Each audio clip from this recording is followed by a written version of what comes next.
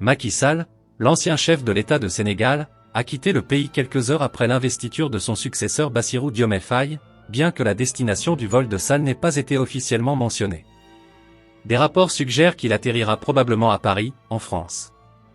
Ce n'est pas surprenant car quelques jours seulement avant son départ, la presse a rapporté que Sall avait l'intention de passer sa retraite en dehors de Sénégal. Mais de quoi ou de qui Macky a-t-il peur? Je vais vous dire que c'est Ousmane Sonko et tous ceux qui sont proches de lui. Il y a une raison à cela. Afin de faciliter une meilleure compréhension du sujet traité, puis-je vous demander de bien vouloir lancer cette discussion dès le début. Sénégal, un pays situé en Afrique de l'Ouest, est considéré comme l'une des démocraties les plus stables de la région depuis son indépendance de la France en 1960. Contrairement à beaucoup de ses voisins d'Afrique de l'Ouest, Sénégal n'a pas connu de coup d'État depuis plus de 6 décennies. Cependant, les événements récents ont remis en question cette réputation. La décision soudaine du président Macky Sall d'emprisonner des politiciens de l'opposition et de retarder les élections générales prévues pour février 2024 a choqué de nombreuses personnes.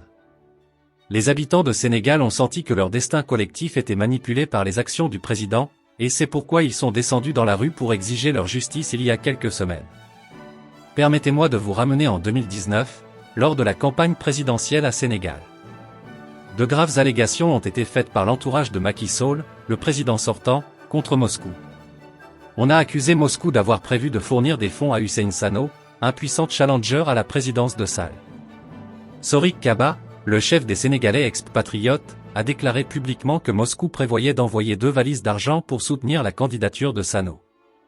Mais la mission russe a nié ces allégations, les qualifiant de sans fondement, et a en outre appelé Kaba à s'abstenir de faire d'autres déclarations de ce type.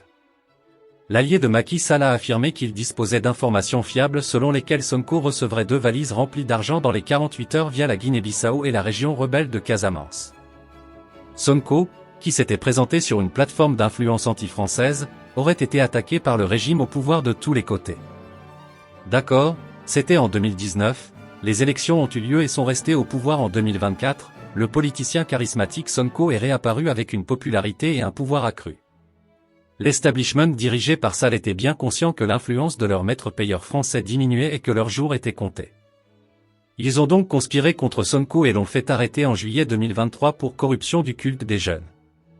Sonko, suite à des désenchantés, les jeunes Sénégalais qui partageaient sa frustration face au néocolonialisme exploiteur de la France étaient à l'origine des accusations.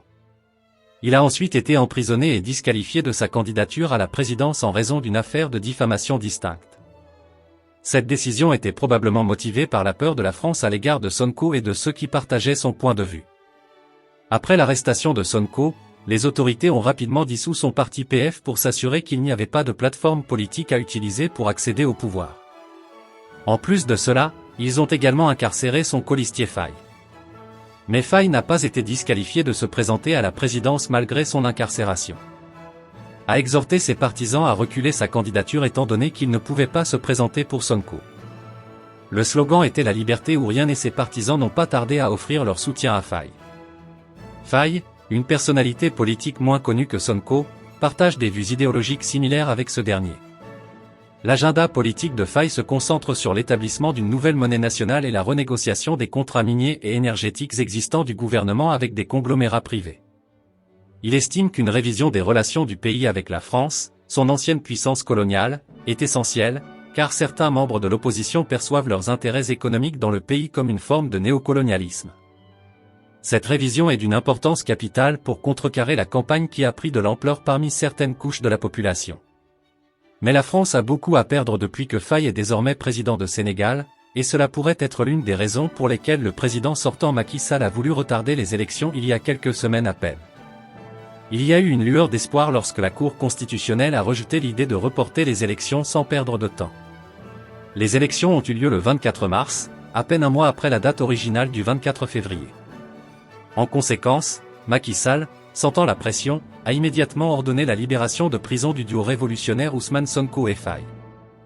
Cette victoire historique sur les forces du colonialisme est une victoire significative pour les masses qui ont toujours aspiré à une véritable indépendance de la France et de l'Occident ont plongé la nation entière dans une frénésie de jubilation. Et un jour plus tard, le candidat de l'opposition, Bassirou Diomaye Faye, a prêté serment mardi en tant que 5e et plus jeune président du pays, promettant de restaurer la stabilité et d'apporter le progrès économique en mai. Faye, un ancien inspecteur des impôts de 44 ans, a remporté l'élection présidentielle à Sénégal avec une large marge au premier tour de scrutin en battant Ahmad Duba, le candidat de la coalition au pouvoir du président sortant Macky Sall. Cette victoire reflétait les grands espoirs de changement du pays lors de son investiture, à laquelle ont participé plus d'une douzaine de chefs d'État et de représentants régionaux, dont le président du Nigeria Bola Tinubu, le président du Ghana Nana Akufo-Addo et le président de la Commission de l'Union africaine Moussa Faki Mohamed. Faye a promis de gérer les affaires de manière éthique et de construire l'économie. Cette transition en douceur du pouvoir était la bienvenue, un coup de pouce pour Sénégal qui a connu 3 années de troubles politiques sans précédent, soulevant des inquiétudes quant au recul des démocraties dans la région d'Afrique de l'Ouest sujette au coup d'État, où les dirigeants ont pris le pouvoir et rompu les liens avec leurs alliés occidentaux traditionnels en faveur de la Russie. Le discours d'investiture de Faye a souligné son engagement à créer un pays d'espoir en paix avec un système judiciaire indépendant et une démocratie plus forte. Quelques heures après avoir prêté serment, Faye n'a montré aucune hésitation dans son soutien à Sonko en tant que Premier ministre de Sénégal. Cette décision indique l'empressement de Faye à se mettre au travail et à mettre en œuvre sa vision pour le pays avec sa détermination et le soutien du peuple. Beaucoup espèrent que le Sénégal verra un avenir meilleur sous la direction de Faye.